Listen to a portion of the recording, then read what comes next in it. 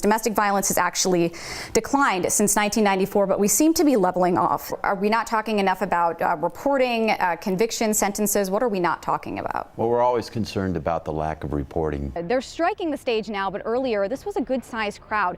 Thousands lined up early for Bernie, filed into here, Moby Arena, and filled the seats, although there were hundreds of seats that were open. With 66 delegates, Colorado is not insignificant among the 11 states holding primaries and caucuses on Super Tuesday. Bernie Sanders has reportedly outspent Hillary on television here.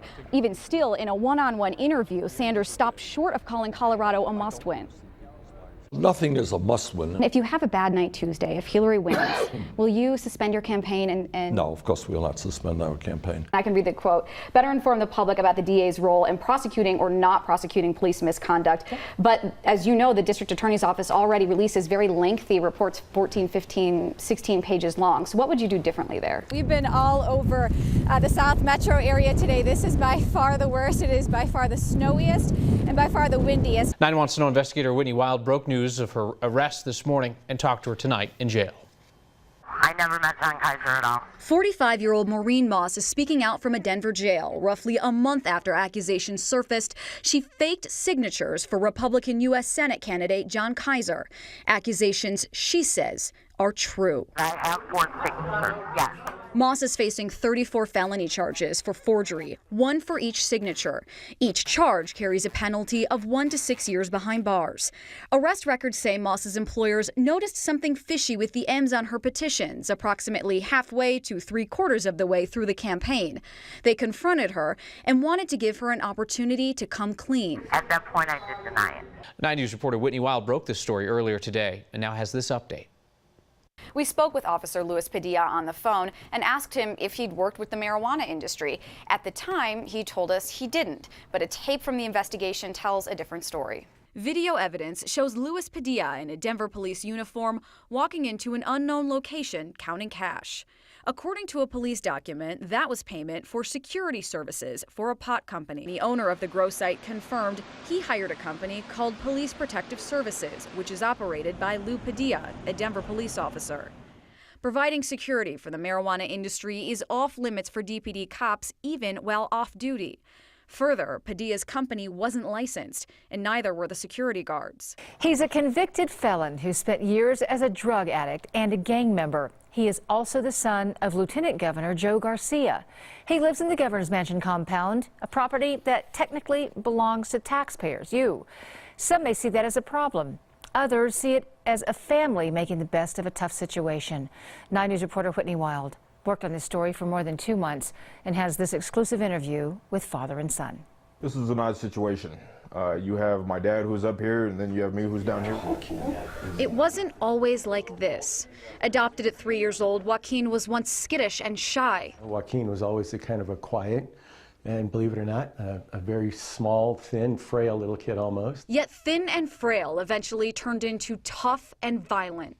Joaquin became addicted to alcohol and drugs, mainly methamphetamines. It all culminated in 2005 when he threatened a teenager with a handgun and stole a car. For that, he went to prison for 7 years.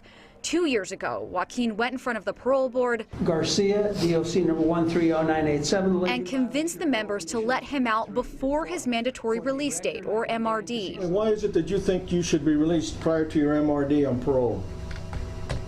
I think I should be released prior to my MRD on parole because I feel instead of a menace to society, I feel now with the tools that I've accomplished and gained and used on a daily basis, I use them. I feel like I will be an asset to society. It worked, thanks in part to his father's words. To provide him with a place to stay. We have residents in Colorado Springs and our family home in Pueblo. More than 5 people on the parole board were either appointed or reappointed by your boss. Do you think that has any influence on the way the system treats him? None. I had no role in that. I don't know those folks. 9 News has obtained emails that show 34-year-old Thomas Gooley remains a suspect in the connection of the murder of DOC Executive Director Tom Clements. Evan Ebel shot and killed Clements in March 2013 and later died in a shootout with police in Texas. More than 2 years after Clements' death in late December 2015, Thomas Gooley allegedly stole a car connected to a DOC case manager. A week later, police say Ghoulie tried breaking into a former DOC officer's house in Colorado Springs. When police responded, Ghoulie started shooting. Emails obtained by 9 News show DOC managers knew 2 days after all of that 2 men with connections to DOC were victims. One executive wrote, "The stolen car Ghoulie was in belonged to another DOC employee. Too coincidental." Given Ghoulie's possible connection to the Tom Clements murder and the possibility that he appeared to be targeting other DOC employees, we wanted to know if the department had warned its employees about Ghoulie. It turns out that most people in DOC didn't know about any of this until our story ran in early January, about a week after the burglary and shooting. Back then, DOC told us that in the beginning, managers were given appropriate information to share. But in February, more than a month after the burglary and shooting, the agency acknowledged there was no formal notification to DOC staff. The only information came from a safety bulletin issued the day after our story. Even in life's most mundane moments, Shane Dewey knows that good fortune gave him a life and a family he almost didn't have. I'm from a family of 10. Shane, a Vietnamese orphan, was adopted into an American family as an infant. Let's see, I was like 8 months old. On April 4th, 1975, Shane was airlifted out of war-ravaged Vietnam through an American rescue effort called Operation Baby Lift. Frantic parents and caregivers placed infants and children in planes bound for the U.S. In all, more than 3,000 children were saved. If somebody says, "Thank God I'm alive," well, I can actually say, "Thank God I'm alive." On that day, good fortune was only one side of chance. 12 minutes after takeoff, it became clear that the luckiest children in Vietnam were on a doomed flight. The first rescue plane, a C-5A aircraft meant for cargo, fell apart midair, crashed into a muddy rice paddy, and broke into pieces. But the only redeeming thing is that I was 8 months old, and I was straddled into a shoebox, basically, up in the upper deck. Of the 228 children on board, only 150 survived. Another lives right here in Colorado. I have an adopted sister who's Korean. 9 News photographer Adam Vance. I feel extremely lucky. I mean, and I don't even think lucky is the word.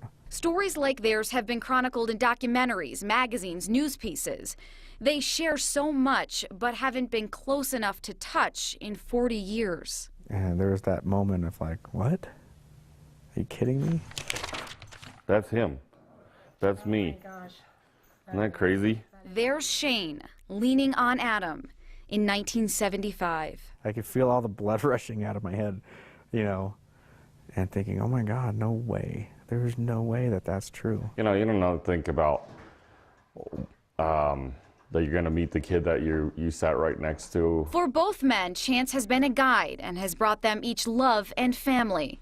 And now, a new friend. To meet somebody that has been in the same place that I've been is extremely miraculous. I can only go with what I feel, and I can always tell you that the bond between survivors is greater than any other bond I have with any other person.